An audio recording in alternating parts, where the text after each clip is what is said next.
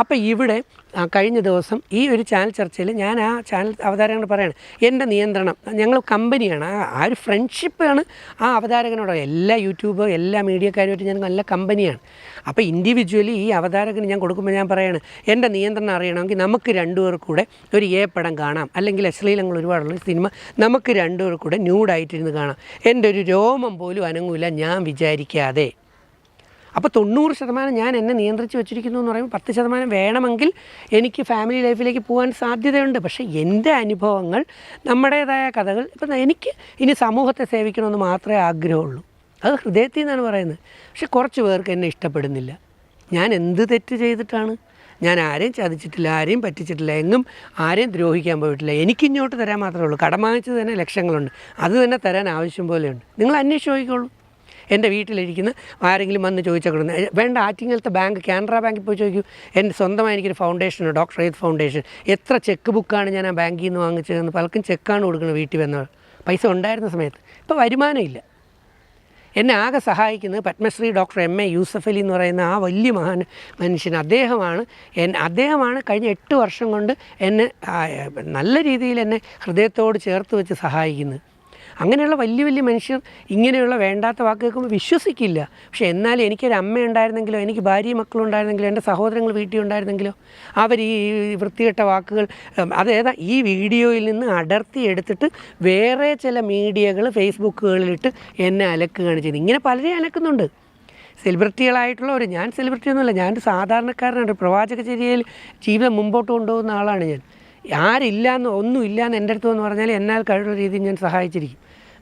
പിന്നെ എൻ്റെ ജീവിതത്തിന് വേണ്ടി ഞാൻ കുറച്ച് കാര്യം മാറ്റി വെച്ചിട്ടുണ്ട് സാമ്പത്തികം. അതെന്ന് പറയുന്നത് എന്നേക്കൊന്നും കിട്ടിയില്ലെങ്കിൽ പോലും കുറേ വയസ്സായി കഴിയുമ്പോൾ, ഞാനിപ്പോൾ വയസ്സിനൊന്നും അല്ല, എൻ്റെ രോമം 8ാം ക്ലാസ്സിൽ പഠിക്കുമ്പോഴേ 9ാം ക്ലാസ്സിൽ പഠിക്കുമ്പോഴേ നരച്ചു എന്ന് വെച്ചിട്ട് എൻ്റെ എനർജി നോക്കണം, എൻ്റെ ഊർജ്ജം നോക്കണം, എൻ്റേതായിട്ടുള്ള ലെവലുകൾ നോക്കണം. ആ ലെവലുകൾ നോക്കുമ്പം ഞാൻ ആക്റ്റീവായിട്ടാണ് ചെയ്യുന്നത്. എനിക്ക് ആക്റ്റീവായിട്ട് ചെയ്യാനുള്ള കാരണം ഭഗവത്ഗീതയിൽ കൃഷ്ണൻ പറഞ്ഞ ആ തന്ത്രം തന്നെയാണ്. എന്താണ് തന്ത്രം? ഭഗവത്ഗീതയിൽ കൃഷ്ണൻ പറഞ്ഞിരിക്കുന്ന തന്ത്രം ഇതാണ്: രേതസ് എന്ന് പറയുന്ന സെമൻ വെറുതെ നഷ്ടപ്പെടുത്തി കളയരുത്. വീണ്ടും സയൻസിലേക്ക് വരികയാണ്. ഒരു ആൺകുട്ടി സെക്ഷൽ അല്ലെങ്കിൽ ഒരു പുരുഷൻ സെക്സിലേക്ക് ഏർപ്പെട്ട് കഴിയുമ്പോഴത്തേക്ക് അയാളുടെ ബോഡിയിൽ നിന്ന് ഇജാക്കുലേഷനിലൂടെ കോടാനുകോടി സെമൻ ഒരു പ്രാവശ്യം പോകുമ്പോൾ തന്നെ പിന്നെ അയാൾ ക്ഷീണിക്കുകയാണ്, അല്ലാതെ വീണ്ടും കുതിരയെപ്പോലെ എനർജറ്റിക് ആവുമല്ല. അപ്പോൾ ഒരു കൈയില്ലാത്ത ചിലർ പോലും ചില പെൺകുട്ടികളെ പീഡിപ്പിച്ചില്ലേ, അവർക്ക് ആ ലിബിഡോ എന്ന് പറയുന്ന എനർജി എവിടെ നിന്നാണ് വരുന്നത്? സെക്സ് എനർജിയാണ്. ഈ എനർജിയെ ധ്യാനവും ജ്ഞാനവും യോഗയും പരിശീലനങ്ങളോട് നിയന്ത്രിക്കാൻ പറ്റൂ. ഇത് അറിവുള്ളവർക്കും ചിന്തയുള്ളവർക്കും അറിയാം. അപ്പോൾ കൈയില്ലാത്തവർ പോലും ചില പാവ പെങ്കൊച്ചുങ്ങളെ പീഡിപ്പിക്കുമ്പോൾ അതിൻ്റെ പവർ അത്രയും കൂടുതലാണ്. കൃഷ്ണൻ ഗീതയിൽ പറഞ്ഞ പോലെ സ്വന്തം ശരീരത്തിൽ നിന്ന് 5ാം ക്ലാസ് 6ാം ക്ലാസ് 7ാം ക്ലാസ്സിൽ പഠിക്കുന്ന 10 വയസ്സിൽ താഴെയുള്ള കുട്ടികൾ പോലും തൻ്റെ ശരീരത്തിൽ നിന്ന് ഈ റീൽസുകൾ ഉൾപ്പെടെയുള്ള കണ്ടുകൊണ്ട്, അശ്ലീല വീഡിയോകൾ കണ്ടുകൊണ്ട് അവരുടെ ശരീരത്തിൽ നിന്ന് അടുത്ത തലമുറ മക്കളാകേണ്ട ഈ സെമൻ എന്ന് പറയുന്നത് ഡെയിലി പലവട്ടം നഷ്ടപ്പെടുത്തി പോയി കഴിഞ്ഞാൽ കുറച്ച് കഴിഞ്ഞ് അങ്ങോട്ട് ചെല്ലുമ്പം ഉണ്ടാകുന്ന അവസ്ഥ എന്താണ്? 10-15 വർഷം കഴിയുമ്പം നമുക്ക് പണ്ട് ഇതറിയില്ലായിരുന്നു. ഇന്ന് ഡോക്ടർമാർ പറയുന്നു കൗണ്ട് ഇല്ല, ആക്ടിവിറ്റി ഇല്ല, മോട്ടിലിറ്റി ഇല്ല, ഗുണനിലവാരമുള്ള ബീജമില്ലാത്ത തലത്തിൽ സംഭവം ഇല്ലാതായി മാറും. നമുക്ക് പലർക്കും അറിയാം, നമ്മളൊക്കെ ജനിച്ചപ്പോൾ അല്ലെങ്കിൽ നമ്മുടെ മുൻ തലമുറകൾ പലരും ജനിച്ചപ്പോൾ, അതിന് ശേഷമുള്ള പലരും ജനിച്ചപ്പോൾ അമ്മയും അച്ഛനും പറഞ്ഞു കുഞ്ഞിന് 4 കിലോ ഉണ്ട്, 3.5 കിലോ ഉണ്ട്, 3 കിലോ ഉണ്ട് എന്ന് പറഞ്ഞു. ഇന്ന് നിങ്ങളെന്ന് അന്വേഷിച്ച് നോക്കിയേ, ഇപ്പോൾ കഴിഞ്ഞ 5 വർഷം കൊണ്ടൊക്കെ ജനിച്ചുകൊണ്ടിരിക്കുന്ന പല കുട്ടികളുടെയും ഭാരം, വെയിറ്റ് ഒന്ന് നോക്കിയേ. പലയിടത്തും, എല്ലായിടത്തും അല്ല, പലയിടത്തും നിങ്ങൾക്ക് കാണാൻ പറ്റും 1 കിലോ, 1.5 കിലോ, 1.25 കിലോ. അപ്പോൾ അത്രയും ആ കുഞ്ഞിന് ഭാരം അല്ലെങ്കിൽ കുറഞ്ഞെങ്കിൽ അതിന് കാരണം കുഞ്ഞാണോ? അപ്പോൾ നമ്മൾ ചിന്തിക്കണം. അപ്പോൾ നമ്മൾ കഴിക്കുന്ന ഫാസ്റ്റ് ഫുഡുകളിൽ ഉപയോഗിക്കുന്ന ലഹരി പദാർത്ഥങ്ങൾ, നമ്മൾ ധരിക്കുന്ന ടൈറ്റ് അണ്ടർ ഗാർമെൻറ്റ്സ്, ടൈറ്റ് ഡ്രസ്സുകൾ, നമ്മുടെ മൊബൈൽ ഫോൺ കണ്ടിട്ടുണ്ടോ? പലരും മൊബൈൽ ഫോൺ ഇവിടെ 2 പോക്കറ്റിൽ കുത്തിക്കയറ്റിക്കൊണ്ട് നടക്കുന്നത്. ഇവിടെ ഓവറി എന്ന് പറയുന്ന പെൺകുട്ടിയുടെ 2 സൈഡിലായിട്ടിരിക്കുന്നു, ഇവിടെ പോക്കറ്റിൽ ടെസ്റ്റക്കിൾ ഇരിക്കുന്നു. എത്രയോ ഡോക്ടർമാർ പറയുന്നു മൊബൈൽ റേഡിയേഷനാണ്.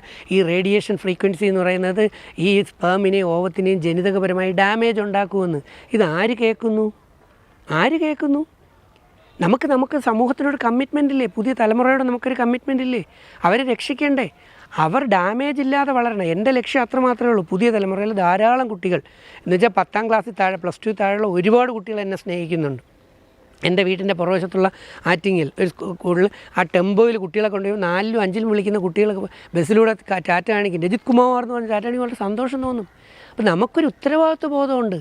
അല്ലാതെ ചാനലുകളും അവിടെ വന്നിട്ട് പിള്ളേർ തോന്നിയ പോലെ പോട്ടെ, തോന്നിയ പോലെ ഇട്ട് ഞാൻ കുട്ടികളെ നശിപ്പിക്കുകയല്ല വേണ്ടത്. അപ്പോൾ കുട്ടിക്ക് നിയന്ത്രണങ്ങൾ വീട്ടിൽ പരിശീലിപ്പിക്കണം.